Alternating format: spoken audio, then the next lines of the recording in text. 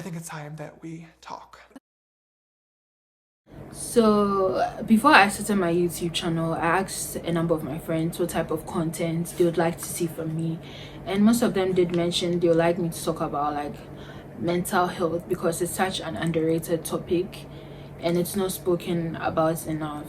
And I was like, okay, why not? I'm very passionate about that topic, so sure. I want us to talk about depression. What's depression? Depression is like when you are constantly sad for a very long time and your mood is affected, your diet is affected, like every part of your life is affected because of this like sadness, this deep sadness. And depression is not the same as sadness, honestly. Like everyone gets sad, but not everyone gets depressed. It's when you're sad for a really long time continuously and you have different other symptoms, that's when it can be classified as depression.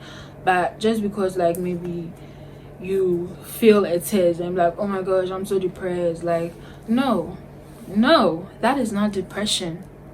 I honestly hate when some minor inconvenience happens in someone's life.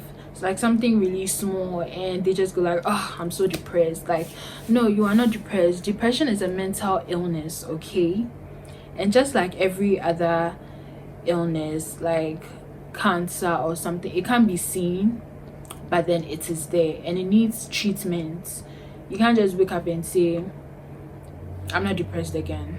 Even though it's good to have like a positive mindset, you can't just stand up and say, hey, I'm not depressed anymore, and magically you're not depressed anymore. You need treatment. There are different types of depression. You have like minor depression, you have major depression. That's like clinical depression. That's when like you've properly been like really diagnosed and you have to go for therapy and like be on medication. That's what I have. I've been diagnosed with clinical depression. There are so many symptoms of depression and you have to like have at least 5 of those symptoms before you can like maybe be told you have depression or something, be diagnosed with depression.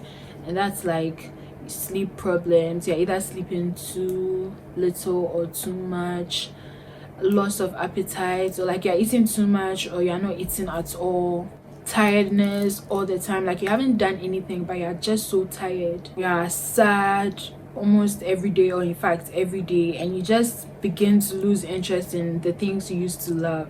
Like for example, I love writing and it gets to a point sometimes I just stop writing because I just can't. I can't. And depression is really serious. Like it feels like, I don't know how, there are so many ways to describe it. It feels like you're in a black hole or something, like so much voidness, and like it's just, you see some days when you wake up you just feel like meh, you feel so meh. Like imagine feeling meh every single day for so many weeks just passing by, and it's like watching the same show on a loop, like you are just watching it over and over again. It's just like you get like it's tiring. It feels like, I don't know, have you ever picked up something so heavy and you're like, I just can't wait to like put this thing down? Like imagine carrying a big ass rock like on your back and just dragging it everywhere you go and you're not allowed to put it, like you can't even put it down. That's how depression feels. Like depression is so serious. Like people really need to start taking mental health serious, because it's not a good, like when you get depression is not something I would wish on my worst enemy, trust me, because it's not nice. When you're depressed, it's like you feel nothing but you're feeling everything all at the same time, and it's like you're at a total loss with yourself and with the world. You just feel so disconnected from everything. That's how depression feels like I don't know, think of something that made you really sad once and imagine that sadness every single day, like 247, like for so many weeks and months. Like that's crazy. There are so many risk factors that can cause depression, like feeling lonely, being like, it's not good to be all by yourself all the time. You have to have some form of social life. Like it's good to have a social life. You can't just be by yourself all the time. You have to talk to someone. You need to have a few friends or something, because once you begin to feel lonely, depression can set in. And some relationship problems, like in case if you got a divorce or you broke up with your partner or something, like it can also cause depression. Like I know a guy, I don't know him personally, but I think his wife left him or something, and he became so depressed he ended up committing suicide. Like when I heard it, I felt so bad, because depression, when people talk about you, like people think we are exaggerating when it comes to depression, because when you are depressed, like people begin to think you are lazy, like you're always in bed, you're always on your phone, you don't do anything. Like when I was depressed, I neglected so many things. I wasn't doing chores, I wasn't taking my hygiene seriously, like I was just in bed and I wasn't eating anything. I just ate chocolates all the time. Like I just took a candy bar and that was what I was eating. Like it's that bad. We are not exaggerating. Depression is that bad. And the other risk factors could be like big life changes, and like it's not always something bad that causes depression. Sometimes good things cause depression. For example, maybe you've been elected as the CEO of a company, or like, let me say, for students like us, like maybe you become president of like a club or like SRC or something, and like that change, it makes you feel like, oh my gosh, what if I'm not able to do my job well? What if I let them down? What if like something bad happens? And you begin to feel depressed. So like depression doesn't always stem from bad things happening. Some good things can cause depression. And also, if like there's a family history of people in your family having depression, there's a high chance that you could also get depression. And when you experience trauma early in your life, like maybe childhood, you were abused or something, all of these things can cause depression. You can't just stand up and say I'm not depressed anymore. That's one thing people don't understand. When someone is like they're depressed, people just go like, no, you're just being negative, stop being positive, you're not depressed. Like it's not like that. It's literally like having any other type of illness. You can't just stand up and say I'm not sick anymore. Obviously you need to get some treatments before you can start feeling better. That's how depression is like, because depression is a serious mental illness. Just because you can't see it doesn't mean it's not there. You can't see cancer, but it's there. People die from cancer, people die from depression. Like when it comes like, when it gets really bad, they could like kill themselves or something, commit suicide. So it's something we need to be careful of. And there are, I think the two main ways to help fight depression is just therapy and medication. Honestly, those two go hand in hand. You can't have one and leave the other. Me personally, I felt like therapy wasn't working for me, and the only thing that was helping was the medication. But there are a couple of things I've learned from therapy that's when I apply it to my life now, it really helps. Example, when I have anxiety and like the thoughts are racing through my mind and everything, my therapist gave me like a couple of exercises to do. So like I do that, and at the end of the day I realize I'm calm now. So therapy helps, the medication helps. They're supposed to go together. And you need to talk to someone about it. Like if you realize you're getting depressed, start talking to someone about it. I mentioned the symptoms. So if you realize that like these things are happening in your life or something, it's good to talk to someone about it, like a family member, or like a close friend, someone you really trust. You can also talk to people that you know they've been through it, so they will really understand you. Because when you are explaining deep depression to someone, it's like teaching a fish how to talk. I saw that somewhere, because it's true. You haven't been through it, so you don't really understand it. You can say, okay, I get how you may feel, but like because you haven't felt it, you don't really get it. And there are actually a couple of ways to prevent yourself from falling back into depression. You need to talk to someone about it. When you realize you're getting sad, talk to someone about it. And even though you may seem like you don't have energy, like try and do something, like listen to music, and don't listen to sad songs. Do not listen to sad songs. I should really take my own advice, but do not listen to sad songs when you are sad, because it doesn't help at all. It's just going to make you sadder.